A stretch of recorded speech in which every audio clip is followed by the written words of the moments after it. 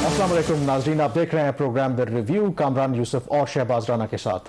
The review में हम पाकिस्तान की मईशत, खारजा अमूर और नेशनल सिक्योरिटी से जुड़े मामलात पे बात करते हैं। एक दफ़ा फिर पाकिस्तान और अमरीका के जो ताल्लुकात हैं वो हेडलाइंस बन रहे हैं और उसकी वजह यह है कि जो अमरीकी सदर जो बाइडन ने पाकिस्तान के हवाले से एक मुतनाज़ बयान दिया है, जिसमें उन्होंने ये कहा है कि उनके ख्याल में शायद पाकिस्तान दुनिया के एक ख़तरनाक तरीन मुल्कों में से है और पाकिस्तान का जो जौहरी या जो न्यूक्लियर प्रोग्राम है वो बग़ैर किसी आप कह सकते हैं कायदे के या उसमें कोई कोहेजन नहीं है। और ये बहुत मेरे ख्याल में सिग्निफिकेंट स्टेटमेंट अमरीकी सदर की तरफ से आना दो कि उनकी एक पार्टी का ये इवेंट था फंड रेजिंग का, वहाँ पर उन्होंने ये अपने ख्यालात का इजहार किया और तब लोगों को पता चला जब वाइट हाउस ने बाकायदा उस तकरीब का या उस इवेंट का जो ट्रांसक्रिप्ट है वो रिलीज़ किया। उसके बाद हमने देखा कि जो सबसे पहले तो पाकिस्तान की जो अपोजिशन है, इमरान खान साहब हैं जो PTI के जो सीनियर रहनुमा हैं, उनकी तरफ से रद्द अमल आया। जो क्रक्स था उनका वो यही था कि जो ये हुकूमत दावा कर रही थी कि उनके आने से अमरीका के साथ उनके ताल्लुकात बेहतर हो रहे हैं और उनकी खारजा पॉलिसी कामयाब है, ये बयान जो बाइडन का है ये मौजूदा गवर्नमेंट की जो खारजा पॉलिसी है उसकी नाकामी का मुंह बोलता सबूत है।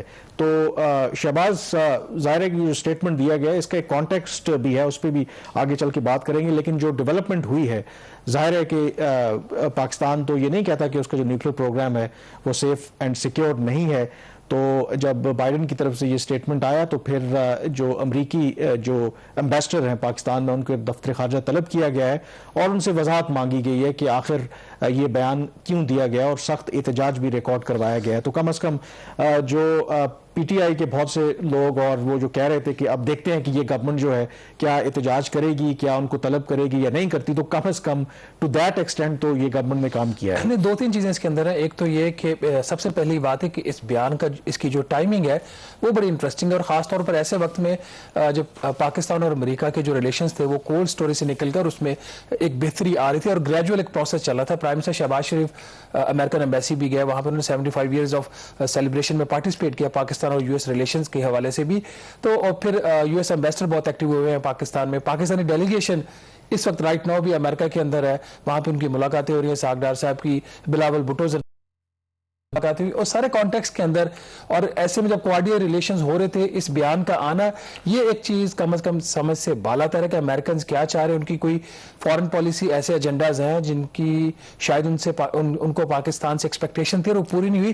बट इंपॉर्टेंटली सिल्वर लाइनिंग कि इमरान खान साहब ने भी इसको कंडेम किया, former prime minister Nawaz Sharif ने भी किया, PTI के बाकी लीडर्स शेरी मजारी ने, असद उमर के भी ट्वीट्स देखे, तो बिलावल भुट्टो के भी तरफ से स्टेटमेंट आ गई है। तो एक नेशनल एक काइंड ऑफ यूनिटी दिखाई जा रही है इस इशू में। लेकिन यूनिटी तो एक पार्ट आप कह रहे हैं यूनिटी दिखाई दे रही है, जो बिल्कुल जो इमरान खान साहब ने जो स्टेटमेंट दिया उन्होंने कहा जी कि पाकिस्तान के जो न्यूक्लियर असासे हैं बिल्कुल महफूज हैं और बतौर प्राइम मिनिस्टर उन्होंने खुद जो पाकिस्तान का जो निज़ाम है, नेशनल कमांड अथॉरिटी है, स्ट्रेटेजिक प्लान्स डिवीजन है, लेकिन साथ ही जो उनका अगला ट्वीट है उसमें यूनिटी बिल्कुल दिखाई नहीं देती। उन्होंने बिल्कुल ये कहा कि यही नुकसान होता है कि जब आप इंपोर्टेड गवर्नमेंट को लाएंगे और ऐसी गवर्नमेंट जो है इकोनॉमिक इंस्टेबिलिटी तो वैसे ही है, पॉलिटिकल इंस्टेबिलिटी होगी, तो फिर ये जो हुकूमत है पाकिस्तान के जो कौमी जो मफादात हैं, जो नेशनल सिक्योरिटी है और जो पाकिस्तान का न्यूक्लियर प्रोग्राम है उसके ऊपर समझौता करेंगे। तो वो सारा जो इल्ज़ाम है मौजूदा गवर्नमेंट पे डाल रहे हैं कि इसकी वजह से हुआ है। हालांकि आप जो कह रहे हैं कि बहुत से लोग हैरान भी होते हैं कि ये उन्होंने स्टेटमेंट दिया है, हैरान कौन इसलिए है क्योंकि हालिया सालों में जो पाकिस्तान के न्यूक्लियर प्रोग्राम की सेफ्टी और सिक्योरिटी की अगर बात करें, कंसर्न्स मगरिब को बिल्कुल हैं और ख़ास करके जब पाकिस्तान में आपको याद है कि एक वक्त पे दहशतगर्दी की जो जंग है वो उरूज पर थी और ख़ास करके तालिबान स्वात तक आ गए थे, तो उस वक्त बहुत ज़्यादा इंटरनेशनल जो मीडिया इसके ऊपर लिख रहा था कि क्या पाकिस्तान के जो न्यूक्लियर प्रोग्राम है वो सेफ है। लेकिन जाहिर है कि पाकिस्तान ने दहशतगर्दी के खिलाफ वो जंग जीती और फिर एक पूरा एलेबोरेटेड एक नेशनल कमांड जो अथॉरिटी मौजूद है प्रोग्राम को कैसे कंट्रोल करते हैं और बिहाइंड द सीन अमरीकियों के साथ हमारे इस मामले के ऊपर मुज़ाकरात भी होते रहे और अमरीका जो है इस हवाले से मुतमईन भी। और खुद जो आज बिलावल भुट्टो ने भी कहा कि जब उनकी मुलाकातें अमरीकी वज़ीर ख़ारजा से भी हुई, अगर अमरीका को इतना ही ज़्यादा कंसर्न होता तो फिर अमरीका के जो वज़ीर ख़ारजा हैं वो ज़रूर रेस करते ये इशू, उन्होंने नहीं रेस किया। अब इशू इसके अंदर ये है कि शायद थोड़ा सा हमें ये भी देखना चाहिए कि इसका कॉन्टेक्स्ट भी देखना चाहिए। जो ये इवेंट था वो जो उनकी डेमोक्रेट पार्टी है उसका फंड रेजिंग इवेंट था, तो उसमें उन्होंने पाकिस्तान पाकिस्तान के ऊपर तो बात नहीं की, उन्होंने ओवरऑल जो इस वक्त दुनिया में जो तब्दीलियां आ रही हैं, नए अलायंसेस बन रहे हैं, रूस और चीन जो है एक तरफ चैलेंज कर रहे हैं अमेरिका का जो सुपर पावर है उसकी जो भी रेट है उसको चैलेंज करने की कोशिश कर रहे हैं। इस कॉन्टेक्स्ट में उन्होंने 2-3 बातें की, मसलन जो चीन के सदर हैं उन पर बहुत ज्यादा उन्होंने फोकस किया कि वो चाहते तो हैं करना क्या है, लेकिन उनको पता है कि जो उनका गैर मामूली ऑब्जेक्टिव है उसको कैसे अचीव करें, ये उसके रास्ते में बहुत सी मुश्किलात हैं। फिर उन्होंने हवाला दिया कि जो मौजूदा जो रूस के सदर हैं, कभी किसी ने सोचा नहीं था कि क्यूबन मिसाइल क्राइसिस के बाद कोई ऐसा लीडर आएगा जो टेक्टिकल न्यूक्लियर वेपन्स यानी कि जो जौहरी छोटे हथियार हैं उनको एक लिमिटेड स्पेस पे इस्तेमाल करने की धमकी देगा। तो इस तनाजुर में उन्होंने ये कहा कि एकदम से कि जी शायद पाकिस्तान जो है इस वक्त दुनिया का खतरनाक तरीन मुल्क है, क्योंकि वहां पर जो खतरनाक तरीन ममालिक में से एक है और वहां पर जो न्यूक्लियर उनका प्रोग्राम है वो विदाउट कोहेजन है। तो इस हवाले से जो वज़ीर ख़ारजा ने भी कहा है कि हम वजाहत मांगेंगे अमेरिका से कि क्योंकि ना तो उन्होंने कौम से खिताब करते हुए ना किसी इंटरव्यू में ना उन्होंने कोई पॉलिसी स्टेटमेंट दिया है, तो ये एक प्राइवेट गैदरिंग में उन्होंने स्टेटमेंट दिया, तो आखिर उसकी वजह क्या थी, तो उस पर आप देखें अमरीकी मेरे ख्याल में क्या वजाहत करते हैं। लेकिन ओवरऑल आई थिंक ये सेटबैक जरूर है मौजूदा गवर्नमेंट के लिए, क्योंकि ऊपर तले ये वो तासर देने की कोशिश कर रहे थे कि जब से इमरान खान गए हैं तो पाकिस्तान की जो जितनी बड़ी ताकतें हैं, जाहिर है कि रूस के सदर व्लादिमीर पुतिन से 3 दफा मुलाकात हो चुकी है शहबाज शरीफ की, उसके अलावा बाइडन से गैर रस्मी में मुलाकात हुई, वज़ीर ख़ारजा हमारे वहां गए, आर्मी चीफ अमेरिका में थे, फिर इसाक डार साहब अभी भी अमेरिका में है। तो गवर्नमेंट जो है वो उसको एज ए सक्सेस स्टोरी के तौर पे पेश कर रही थी, लेकिन ये जो हुआ है अब, तो इसका मतलब है कि कम से कम पीटीआई को और उनकी जो क्रिटिक्स हैं उनको एक मौका मिला है कि वो गवर्नमेंट को क्रिटिसाइज करें और कहें कि देखें जी ये आपकी कामयाब सिफारतकारी है। देखें ये बात ठीक है आपकी, और जो अगर फॉरेन पॉलिसी ऑब्जेक्टिव्स तमाम आप रियासतों की इस वक्त देखें तो दुनिया बिल्कुल एक रीसेट इस वक्त हो रही है। तमाम जो नेशन हैं अपने अपनी जो स्ट्रेटजीज हैं उनको रिव्यू करें, खासतौर पर जो रूस और यूक्रेन की वॉर है, ये एक अलग बात है कि अमेरिका ने इस वक्त चीन को अपना सबसे बड़ा उन्होंने एक तमाम आप देखें जावियों से, ट्रेड के हवाले से, उनका जो फॉरेन पॉलिसी के जो इन्फ्लुएंस है उसके हवाले से उनका मेजर फोकस अब चीन ही रहा है इन रिसेंट मंथ्स। बल्कि अभी जो उनकी स्टेटमेंट भी रिसेंटली उन्होंने अपनी पॉलिसी भी रिलीज की अमेरिका में, उसके अंदर भी चाइना को ही उन्होंने ज्यादा फोकस किया। और इस सारी सूरत हाल के अंदर जब एक तासुर ऐसा आ रहा था कि पाकिस्तान के अंदर भी, हमने पिछले प्रोग्राम में भी इस पर थोड़ी सी बात की थी कि पाकिस्तान भी शायद अब जो उसके ताल्लुकात खराब हो गए थे अमेरिका के साथ उसको ठीक कर रहा है, और कुछ कंसर्न्स थे कि शायद पाकिस्तान उतना चाइना के करीब नहीं रहा। तो ऐसे बयान स्टेटमेंट्स को दे के तो फिर क्या पाकिस्तान को दोबारा अपॉर्चुनिटी दी जा रही है कि अगर वाकई कोई ऐसी बात है, मैं इस कॉन्टेक्स्ट में नहीं कह रहा न्यूक्लियर की सेफ्टी की, वो उसके ऊपर दुनिया को शक नहीं होना चाहिए। इसके मुकाबले में इंडिया में अगर आप देखें तो वहां पे जो वाकयात है, सेफ्टी के कंसर्न है बहुत ज्यादा है। जो पाकिस्तान के ऊपर आपको पता है कि मिसाइल भी उनका गलती से है, जिसकी बाद में उन्होंने कोर्ट मार्शल भी किया।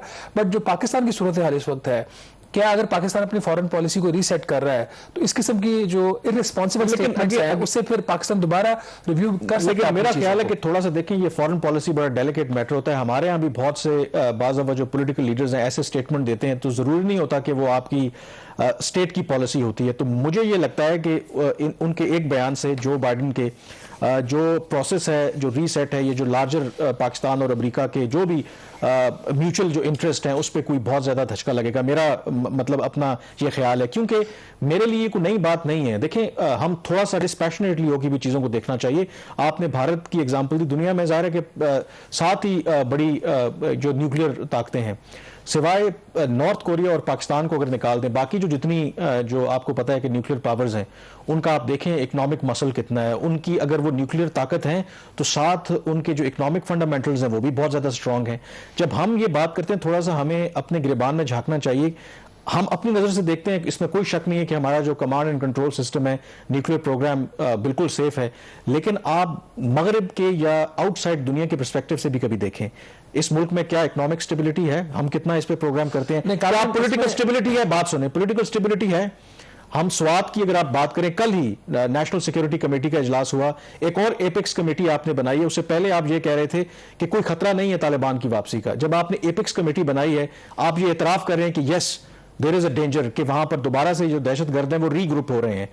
तो इस किस्म की जब मैसेजेस, इस किस्म की जो पाकिस्तान का इमेज बाहर जाता है, तो जनरली जो बाकी दुनिया के ममालिक हैं वो एक दफा जरूर सोचते हैं कि अगर खुदा न खास्ता इस मुल्क में इंस्टेबिलिटी आती है, इकोनॉमिकली ये वायबल नहीं रहता, तो आपका क्या ख्याल है कि जो बाकी दुनिया के ममालिक हैं उनको कंसर्न नहीं होगा? इस पे थोड़ा सा हमें अपने आप को सोचना चाहिए। आज हम बहुत सारी चीजों को ना वो कॉम्प्लिकेशन की तरफ लेके चले जाते हैं। इशू बड़ा सिंपल सा है। पाकिस्तान के अंदर हमेशा से ये कंसर्न रहा है कि जो पाकिस्तान की इकोनॉमिक वीकनेसेस हैं, इवेंचुअली ये एक खतरा, एक खदशा एक शो किया जाता है और बड़े सीरियस लेवल पे किया जाता है कि इवेंचुअली पाकिस्तान को उस तरफ लेके जाया जाएगा जहां पे उसने अपने न्यूक्लियर हथियार उसको कॉम्प्रोमाइज करने पर मजबूर किया जाएगा।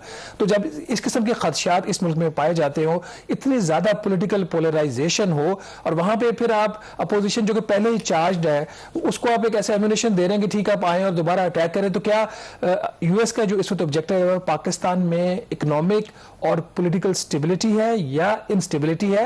ये स्टेटमेंट मैटर करती है। आपको याद होगा प्रेसिडेंट ट्रंप का जो ट्वीट था जिसमें उन्होंने एक लैंग्वेज इस तरह की इस्तेमाल की थी कि हमने $33 बिलियन पाकिस्तान को इमदाद में दे दिए और आगे से हमें डिसीड किया गया और हमें कुछ मिला नहीं।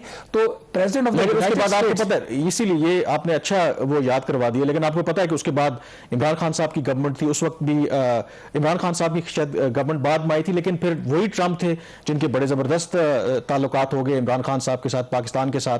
तो इसलिए इस स्टेटमेंट की बेस के ऊपर आई वुड स्टिल से कि ऐसा नहीं है कि तमाम चीजें खत्म हो गई हैं। मेरा सिर्फ पॉइंट ये है कि आप दुनिया को ये मौका ना दें।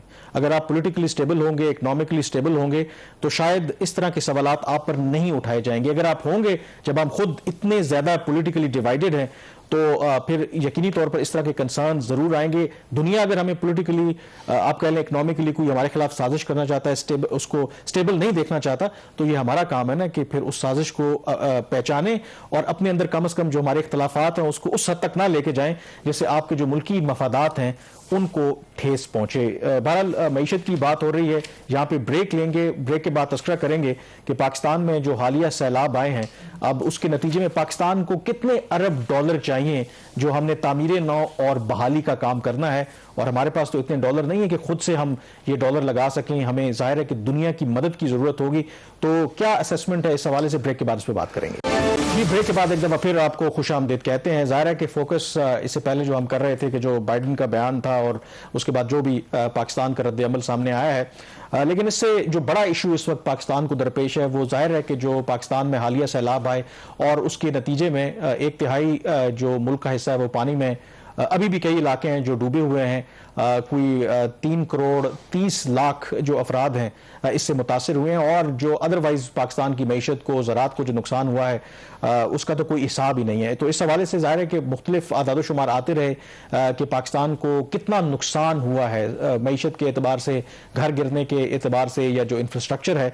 तो उस हवाले से अब कुछ इनिशियल जो असेसमेंट बेस्ड ऑन जो भी पाकिस्तान आलमी इदारों के साथ मिल के काम कर रहा है, तो क्या इस वक्त आदाद शुमार है? आप ये तो हमें पता है कि इनिशली 10 बिलियन की पहले बात की गई, 20 बिलियन डॉलर की बात हुई, फिर 40 बिलियन डॉलर तक बात चली गई, फिर यूएन के जो सेक्रेटरी जनरल है पाकिस्तान आए उन्होंने कोई 30 बिलियन डॉलर की बात की है। तो अब हम कोई किसी नतीजे पे पहुंचे हैं कि एक्चुअल हमारा नुकसान पाकिस्तान कितना का हुआ वो है? क्रेडिबिलिटी क्राइसिस हमेशा से रहा है कि हम हमारी जो महरूमियां होती हैं, जो नुकसानात होते हैं, उसको बढ़ा चढ़ाकर पेश करते हैं ताकि दुनिया से इमदाद मिलती है, और दुनिया को इस बात का पता है। इसीलिए जब 10 से 12 अरब डॉलर का पहला तखमीना आया उसको एक्सेप्ट नहीं किया गया। 18 अरब डॉलर के नुकसानात की एक रिपोर्ट इनिशियली वजारत खजाना लॉन्च करना चाह रही थी, उसको उस रिपोर्ट को लॉन्च करने से रोक दिया गया। फिर वो जो national flood response coordination cell बना हुआ, वहां पे 40 अरब डॉलर की बात हुई। तो नाज़रीन, एक post damage and need assessment के लिए एक ग्रुप बना था जिसको लीड किया था वर्ल्ड बैंक ने, एशियाई तरक्याती बैंक, उसमें था यूनाइटेड नेशन और यूरोपीय यूनियन। तो अभी जो PDNA की रिपोर्ट अभी फिलहाल तो वो कंपाइल नहीं हुई, लेकिन इसके जो इब्तदाई तखमीने हैं वो कल हुकूमत पाकिस्तान के साथ शेयर किए गए और इंटरनेशनल कम्युनिटी के साथ भी। तो उसके मुताबिक जो अभी सैलाब है उससे तकरीबन 32 अरब डॉलर का नुकसान हुआ है, और इस 32 अरब डॉलर में जो डायरेक्ट आपको जो डैमेजेस हुए हैं वो 13 अरब डॉलर के हैं और 19 अरब डॉलर के डायरेक्ट लॉसेज हैं। अगर किसी का कोई नुकसान हो गया तो उसका 1 साल का इंपैक्ट कितना है? तो टोटल जो लॉसेज PDNA की रिपोर्ट के मुताबिक वो 32 अरब डॉलर है। कामरान, अच्छा, तो 32 अरब डॉलर का मतलब ये है कि इसमें जाहिर है कि हमारे पास तो इतने पैसे हैं नहीं, डू यू थिंक कि ये हम अपने जो हमारे ज़राए हैं उससे ये हासिल कर लेंगे, या हमें इस 32 अरब डॉलर में से क्या सारे पैसे हम मुंतज़िर हैं कि जो बाकी दुनिया है वो हमारी मदद करे? इसके लिए क्या प्लान? देखिए, इसमें दो चीजें हैं। एक तो आपके जो नुकसानात हो गए, एक चीज आपकी तबाह हो गई, और जितना भी आपका नुकसान है वो तमाम चीजें तो आप दोबारा बिल्ड बैक नहीं करेंगे ना। 13 अरब डॉलर का तो आपका जो डायरेक्ट आपको नुकसान तबाहकारियां हुई हैं उसका एस्टिमेट है।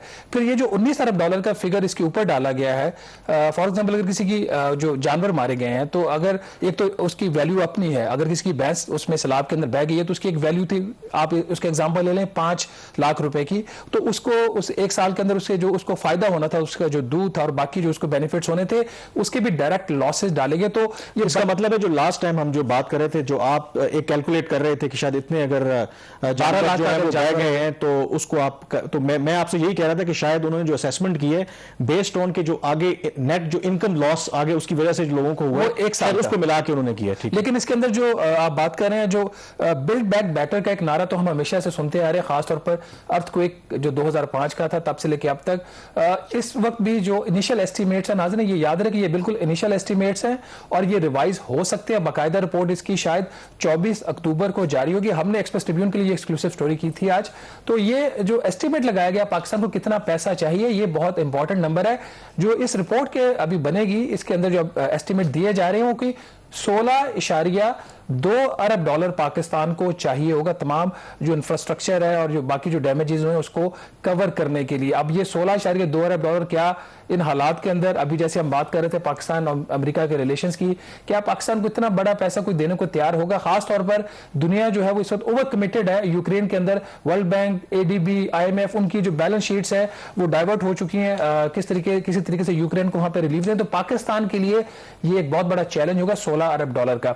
इस हवाले से मेरी जब कल एहसन इकबाल से बात हुई, उनको ये नंबर्स प्रेजेंट हुए थे और उसके बाद फिर ये नंबर्स शेयर हुए हैं जो डोनर्स कॉन्फ्रेंस जो कल वॉशिंगटन में हुई है, वहां पे जैसा हमने कल के प्रोग्राम में बताया कि ये नंबर वहां पे शेयर हो सकता है। वहां पे फिर जो फर्दर डिटेल्स एहसन इकबाल ने बताई कि पाकिस्तान के जो 20 गरीब तरीन जो इजला थे उसमें से 16 जो है वो वर्स्ट हिट हुए हैं। तो उन्होंने कहा कि इसकी वजह से पाकिस्तान को अब जो चैलेंजेस हैं, एक तो जो मौसमी तबाहकारियां हैं, क्लाइमेट चेंज के जो इफेक्ट्स हैं, अब हाइपर आप इन्फ्लेशन, हाइपर पावर्टी और हाइपर माल न्यूट्रिशन की तरफ जा रहे हैं। तो ये वो चीजें हैं जिसके लिए उन्होंने कहा कि दुनिया का कोई भी जो मुल्क है, जो आप भी बात कर रहे हैं, दुनिया का कोई मुल्क जो अकेले इसके ऊपर इसको ओवरकम नहीं कर सकता। तो हमें यहाँ पे इंटरनेशनल ग्लोबल जो हमें वो एक जो असिस्टेंस है वो चाहिए होगी। बट कामरान ये इतना एक चैलेंजिंग एक चीज है और दुनिया का रिस्पॉन्स क्या होगा? एक तो पैसे वाली बात है और एक हमारी एक्सपेक्टेशन थी कि नहीं, जो हमारे इंटरनेशनल कमिटमेंट्स हैं वर्ल्ड बैंक के साथ, IMF के साथ, तो क्या हमें वहां से कोई रिलैक्सेशन मिलेगी? क्योंकि हमारा माइंडसेट ऐसा है ना कि हमने फिर वो एक दरमियानी रास्ता ढूंढने की कोशिश करते हैं। तो कल जो डोनर्स कॉन्फ्रेंस हुई वहां पे जो वर्ल्ड बैंक और IMF के जो वहां पे रिप्रेजेंटेटिव्स थे, उनकी तरफ से जो वहां पे बात हुई वो पाकिस्तान के नुक्ता नजर से इतनी कोई हौसला अफजा नहीं थी। जो वर्ल्ड बैंक के वहां पे रेप थे, उनके मुताबिक उनका पाकिस्तान की जो इस वक्त ओवरऑल पोजीशन है फॉरेन एक्सचेंज की वो बड़ी वल्नरेबल है। जो इंपोर्ट्स हैं वो बढ़ेंगी सैलाब की वजह से। उन्होंने कहा जी कि आपको फूड की आइटम्स मंगवानी पड़ेंगी बाहर से, आपको कॉटन मंगवानी पड़ेगी, तो बहुत चैलेंजिंग टाइम्स हैं। इसके बावजूद पाकिस्तान को क्या करना चाहिए, ये उनकी तरफ से कामरान जो एक चीज आई थी, जो नाज़रीन कल उन्होंने डोनर्स कॉन्फ्रेंस में बताया कि पाकिस्तान को इन हालात के बावजूद जितने भी ये नुकसानात हुए क्या काम करने हैं, जिसका कल हमने इंडिकेट भी किया था आपको प्रोग्राम में कि IMF ने कल क्या कहा पाकिस्तान को जब वजीर खजाना वहां पे गए। तो उन्होंने कहा कि पाकिस्तान को अभी भी जो अनटारगेटेड सब्सिडीज है उसको खत्म करना है इन हालात के बावजूद। जो सेल्स टैक्स का निजाम है पाकिस्तान का उसको ठीक करना है। जो एनर्जी सेक्टर की रिफॉर्म्स है पाकिस्तान को वो करनी है। और इसके साथ ही वर्ल्ड बैंक के रेप ने वहां पे एम्फेसाइज किया कि पाकिस्तान को जो फ्लेक्सिबल एक्सचेंज रेट का जो रिजीम है वो मेंटेन करना है। तो दुनिया अभी भी आपको जो इस्लाहात करनी है उसके ऊपर कोई रिलैक्सेशन देने को तैयार नहीं है। IMF के जो नुमाइंदे थे उन्होंने उस डोनर्स कॉन्फ्रेंस में ये बात कही कि पाकिस्तान की जो ओवरऑल जो करंट अकाउंट की सूरत हाल है, जो महंगाई की सूरत हाल है, तो पाकिस्तान के पास एक बहुत नैरो पाथ है अपनी इकोनॉमिक सर्वाइवल और वायबिलिटी के लिए। तो ये बात ज़हन में रहे कामरान कि कोई बहुत मैसिव हमें इस किस्म की रिलीफ नहीं मिलने वाली कि जहां पे हम कहें कि जो इंटरनेशनल मॉनेटरी फंड के साथ हमारी कमिटमेंट्स थी वहां से हमें कोई कंसेशन मिल जाएंगे। हाँ, पैसे कुछ आपको मिल सकते हैं। अच्छा, पैसों की आप बात करें, लेकिन ये जो आप बात कर रहे हैं ना कि जो IMF की कंडीशंस हैं या वर्ल्ड बैंक की कंडीशंस हैं उनको रिलैक्स करने वाला, अब इसमें तो ज़ाहिर है उन्होंने पैसे नहीं देने थे, सिर्फ थोड़ा सा कुशन आपको प्रोवाइड करना था कि जो नेगेटिव इंपैक्ट आया है फ्लड्स की वजह से उसको आप ऑफसेट कर सकें। लेकिन अगर ये जो आलमी इदारे हैं इस तरह की रिलैक्सेशन हमें देने के लिए तैयार नहीं है तो पैसे आपको कहां से मिलेंगे? लेट्स से कि आप कह रहे हैं कि $16 अरब हमें चाहिए, जो एक ट्रेंड है अभी तक, जैसे UN ने एक फ्लैश अपील की थी, वो तो रेस्क्यू और रिलीफ के लिए थी। पहले उन्होंने $160 मिलियन की अपील लॉन्च की, फिर उसको इंक्रीज करके उन्होंने कर दिया $816 मिलियन। जो लास्ट मंथ तक, अभी उसमें हो सकता है कि कोई रद्द बदल हुआ हो, जो ओरिजिनल $160 मिलियन की अपील थी उसमें उस वक्त तक जो है वो $90 मिलियन आए थे। बावजूद इसके कि पाकिस्तान चिल्ला रहा था, Pakistan even UN secretary general कह रहे थे कि इस तरह की तबाही उन्होंने पहले कभी नहीं देखी और बहुत वर्स्ट सिचुएशन थी। इवन उस सिचुएशन में मतलब $90 मिलियन या $160 मिलियन तो वो पीनट्स है ना। $800 मिलियन भी कुछ नहीं है। $800 मिलियन भी कुछ नहीं है, $16 अरब की हम बात कर रहे हैं। तो डू यू थिंक कि आप कह रहे हैं कि कुछ पैसे मिल जाएंगे, तो कितने पैसे मिलेंगे? देखिए, एक तो ये मैं आज एक स्टोरी कर रहा हूँ एक्सप्रेस ट्रिब्यून के लिए, इंशाल्लाह वो कल छपेगी, कि जो वर्ल्ड बैंक भी पाकिस्तान को पैसे दे रहा है वो उसमें एडिशनल पैसा नहीं है। इस वक्त जो वर्ल्ड बैंक ने पाकिस्तान को पहले मुख्तलिफ प्रोजेक्ट्स और प्रोग्राम्स के लिए पैसे दिए हुए थे, वो पैसे उसमें से कुछ खर्च नहीं हो रहे थे। प्रोजेक्ट के प्रॉब्लम्स थे, उसके डिजाइनिंग इश्यूज थे, एग्जीक्यूशन के प्रॉब्लम्स थे, तो एक अच्छी खासी अमाउंट वहां से पाकिस्तान को डाइवर्ट कर दी जाएगी। एग्जिस्टिंग पैसा जो ऑलरेडी आपके नाम के अगेंस्ट अप्रूव हुआ हुआ है, तो वो मिलेगा आपको। एडिशनैलिटी इसहाक डार साहब के अमेरिका जाने से पहले तक जो वर्ल्ड बैंक इंडिकेट कर रहा था कि एडिशनल कितना पैसा मजीद इस साल वो दे सकता है, एडिशनल की मैं बात कर रहा हूं, वो कोई $500 मिलियन से ज्यादा नहीं है। बाकी सारे कमिटेड मनी पहले ही है पाकिस्तान की। एक चीज ADB का, अभी आप देखेंगे अगले हफ्ते एक न्यूज आएगी कि तकरीबन $1.5 अरब का ADB ने पाकिस्तान के लिए कर्जा मंजूर कर दिया है। याद रहे कि आपने उसको साथ कंफ्यूज नहीं करना फ्लड्स के साथ। ये वाला जो ADB का पैसा 21 अक्टूबर को मंजूर होने जा रहा है, ये पहले ही कमिटेड है और ये एक इमरजेंसी फाइनेंसिंग पाकिस्तान काफी अरसे से कोशिश कर रहा था। मे बी मार्च अप्रैल से ये बात चल रही थी। दूसरी चीज जो एडिशनैलिटी उनकी आ सकती है ADB की, वो 13 दिसंबर को शायद हमें कोई वो भी $400 या $500 मिलियन का लोन दे दे। अब तीसरी चीज पे आ जाए IMF के ऊपर। IMF की हमने बड़े डिटेल में बात कर ली थी कि IMF ने ये कहा कि पाकिस्तान का जो कोटा है उसके मुताबिक इस साल वो मैक्सिमम $4 अरब ले सकता है, जिसमें वो $1 अरब ऑलरेडी ले चुका है। तो $3 अरब बाकी है जो कि हमारे प्रोग्राम के तहत ऑलरेडी कमिटेड है। लेकिन एक बात कल जो वजीर खजाना इसहाक डार ने वहाँ एक रॉयटर्स के साथ इंटरव्यू में कही, वो उन्होंने ये कहा कि हमने मुख्तलिफ ऑप्शंस जो है वो IMF के साथ डिस्कस किए हैं कि IMF की दो फैसिलिटीज़ हैं, एक वो रेजिलियंट फंड वाली कोई फैसिलिटी है और एक जो फूड शॉक दुनिया में आया हुआ है आफ्टर द यूक्रेन वॉर, उसकी वजह से वो फाइनेंसिंग जो है हमें उनसे हम बात कर रहे हैं। बट मेरा सवाल फिर भी वहीं पे रह जाता है, IMF की लोकल हेड ने तो हमें बता दिया था कि ये $4 अरब की विंडो है, ये आप देख लें आपने कैसे अवेल करनी है। और ये जो वो आप बात कर रहे हैं कि ये तो सारे कर्जे हैं और कर्जों के बोझ तले पहले ही दबे हुए हैं। पाकिस्तान की आइडली तो ख्वाहिश होगी कि आपको ग्रांट मिले, और फिर अगर ये इंटरनेशनल फाइनेंशियल इंस्टीट्यूशंस ये काम कर रहे हैं तो फिर हमारी नजरें जो हमारे दोस्त ममालिक हैं उन्हीं पर होंगी। तो क्या दोस्त ममालिक जो पहले ही हमारी इतनी मदद करते हैं, क्या ऐसी सिचुएशन में हमें और पैसे देंगे? ये वक्त ही बताएगा। ब्रेक लेंगे और ब्रेक के बाद आपको बताएंगे कि खुद जो हुकूमत पाकिस्तान है वो कितनी संजीदा है कि जो सैलाब से मुतासर लोग हैं उनको किस तरीके से बहाल किया जाए। ये ब्रेक के बाद एक दफ़ा फिर आपको खुश आमदीद कहते हैं। ब्रेक से पहले हम जिक्र कर रहे थे कि कैसे सैलाब की वजह से जो तबाहकारियां हुई हैं और अब उसकी बहाली के लिए हमें अरबों डॉलर चाहिए, और अब दुनिया की तरफ देख रहे हैं, इंटरनेशनल फाइनेंशियल इंस्टीट्यूशंस की तरफ देख रहे हैं, एक एक डॉलर हमारे लिए मैटर करता है। लेकिन ठीक इसी असना में हमारी जो अपनी गवर्नमेंट है उनका क्या हाल है? क्या वो भी संजीदा है कि ये जो जितने हमारे पास पैसे हैं कोशिश करें कि उनको बचा के अपने अखराजात कम करें और जो लोगों की बहाली के ऊपर खर्च करें? लेकिन दुनिया से तो पैसे हम मांग रहे हैं, दुनिया से हम मदद की अपील कर रहे हैं, लेकिन जो हमारी अपनी शाह खर्चियां हैं, जो हमारा जो लाइफ स्टाइल है, खास करके जो गवर्नमेंट है, उसमें तो कोई तब्दीली नहीं आ रही। अब जो एक और खबर जो सामने आई है कि ये तो पहले भी होता है कि डेवलपमेंट प्रोग्राम के नाम पर जो तरक्याती स्कीमें होती हैं उनके नाम पर जो बंदर बांट की जाती है, जो मेंबर हैं कौमी असम्बली के। अब सुना है कि बावजूद इसके कि इतना इकोनॉमिक डिप्रेशन है, इतने नुकसानात हुए सैलाब की वजह से, तो गवर्नमेंट जो है इनके पास इतना पैसा है कि वो पैसे बांटते जा रहे हैं। ये क्या देखिए, कल के प्रोग्राम में हमने बात की थी कि 150% एग्जेक्टिव अलाउंस लिया गया है ब्यूरोक्रेसी की जानिब से, जिनको नहीं मिला उन्होंने हड़ताल शुरू कर दी है। इससे पहले बाकी भी तनख्वाहें मुख्तलिफ इदारों की बढ़ी, स्पेशल सैलरीज बढ़ी। अब जो सियासतदान है उनकी मजबूरी होती है कि उन्होंने इलेक्शन में जीत के उन्हीं हलकों से दोबारा वापस असेंबलियों में पहुंचना होता है, तो उनको फंडिंग चाहिए होती है और ये सिलसिला ऐसे नहीं चल रहा। मुझे इसलिए याद है कि ये सिलसिला इस तरह की डेवलपमेंट स्पेंडिंग का बहुत ज़्यादा रैपिडली हो गया था फास्ट पेस के ऊपर जब राजा परवेज शेख साहब उस वक्त वज़ीर आज़म थे, तो उन्होंने ये बहुत ज़्यादा डिस्क्रिशनरी स्पेंडिंग स्टार्ट कर दी थी। ऑल्दो ये सिलसिला आज से नहीं चल रहा, ये 1988 से चल रहा है, जब से डेमोक्रेटिक सिस्टम दोबारा बहाल हुआ था जनरल ज़िया के मार्शल लॉ के बाद, तो तब से ये सिलसिला चल रहा है। कभी इसका नाम पाकिस्तान पीपल्स प्रोग्राम होता है, कभी इसका नाम जो होता है खुशहाल पाकिस्तान प्रोग्राम होता है, फिर इसके अंदर बहुत सारे इफ्स एंड बट्स आते हैं। सुप्रीम कोर्ट ऑफ पाकिस्तान, मैंने खबर की थी 2012 की गालबन बात है, एक और न्यूज़पेपर में भी वो खबर हुई थी, फिर वो सुप्रीम कोर्ट ऑफ पाकिस्तान उसका नोटिस लेता है, फिर वो डिस्क्रिशनरी स्पेंडिंग को बैन कर देता है। तो उस बैन को खत्म करने के लिए, उसको डिफ्लेक्ट करने के लिए उस बैन को कि जी आप डिस्क्रिशनरी स्पेंडिंग नहीं कर सकते, एक निज़ाम मुरतब किया गया था, उसको कहते हैं सस्टेनेबल डेवलपमेंट गोल्स।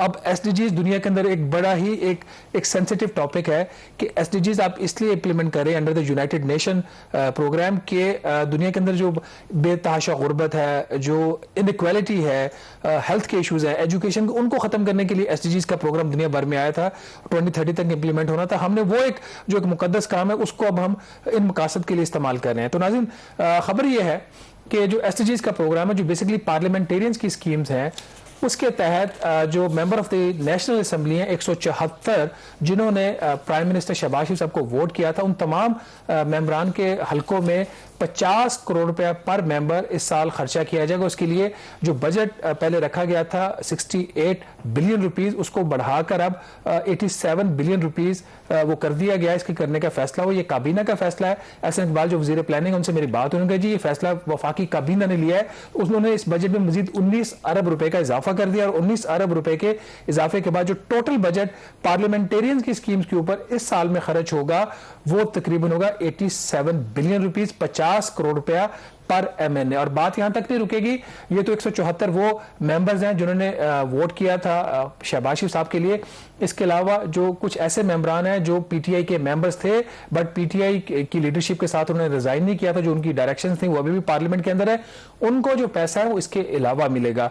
तो इन हालात के अंदर जब पाकिस्तान के अंदर इतना इकोनॉमिक क्राइसिस है, हम दुनिया से वो भीख भी मांग रहे हैं, ग्रांट्स भी ले रहे हैं, हम वहां से कर्जे भी ले रहे हैं, तो हमारी जो अपना तरीकेकार है वो वही चल रहा है। इसमें एक बात यहां पे वाजे करने की जरूरत है कि जरूरी नहीं है कि तमाम का तमाम पैसा जाया हो रहा हो।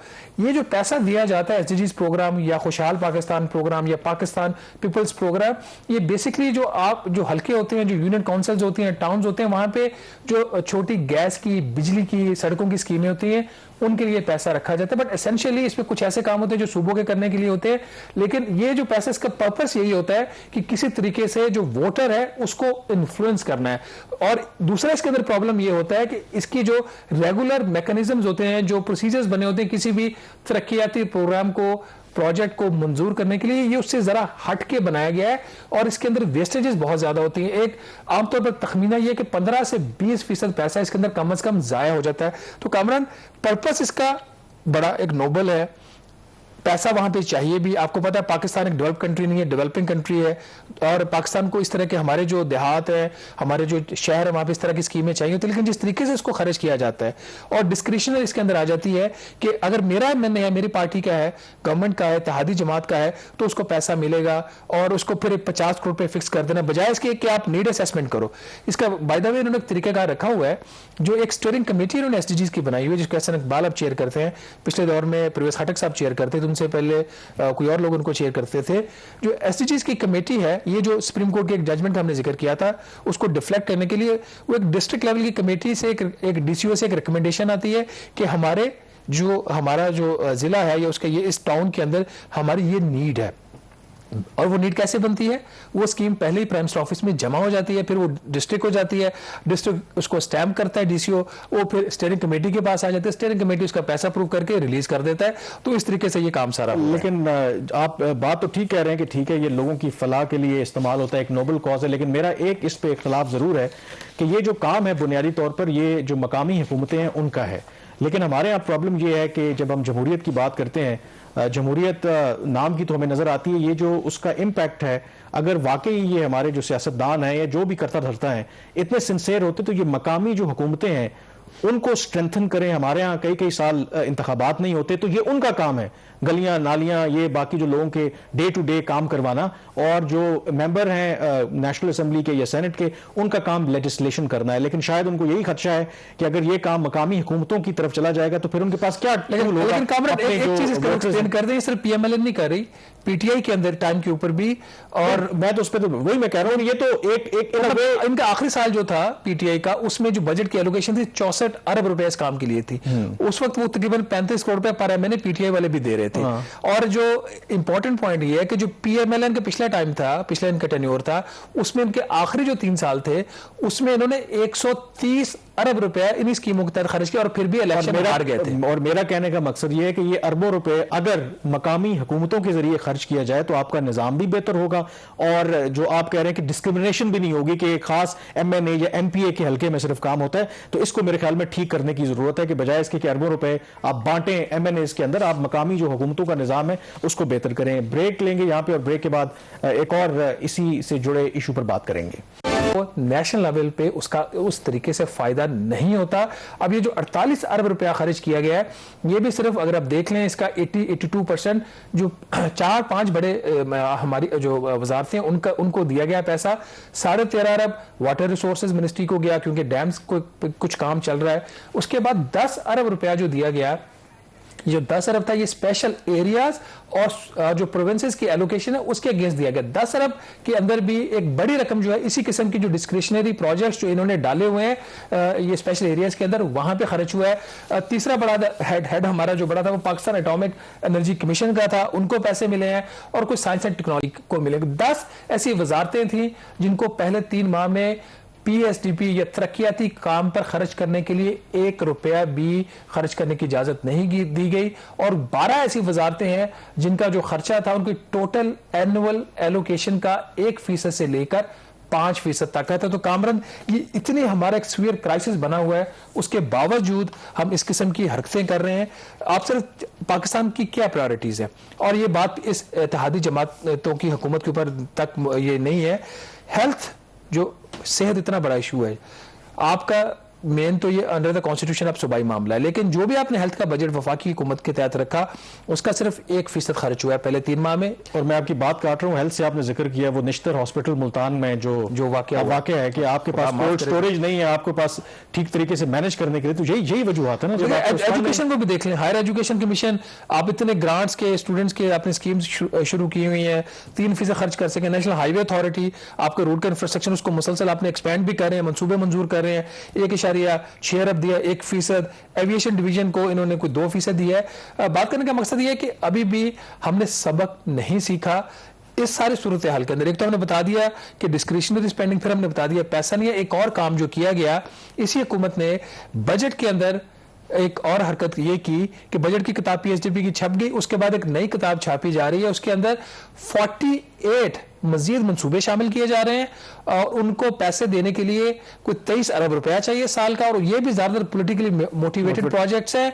और ये जो 23 अरब निकाला गया कोई 74 स्कीमों से, और एक स्कीम उसमें ऐसी थी जैसे लाइन ऑफ कंट्रोल के ऊपर भारतीय गोलाबारी से जो आबादी मुतासर होती है उसकी रिहेबिलिटेशन के लिए प्रोजेक्ट रखा हुआ, उसमें से भी पैसे इन्होंने काटे हैं। चलें, ये तो हाल है हमारा, जाहिर है ये गवर्नेंस के ये मामलात हैं, और इस पर ज़ाहिर है जब इंटरनेशनल इंस्टीट्यूशंस कहते हैं कि इस्लाहात करें तो इस्लाहात तो फिर हमें करनी चाहिए। प्रोग्राम द रिव्यू से इतना ही। मुझे कामरान यूसुफ और शहबाज राना को इजाज़त दीजिए। अल्लाह हाफिज़।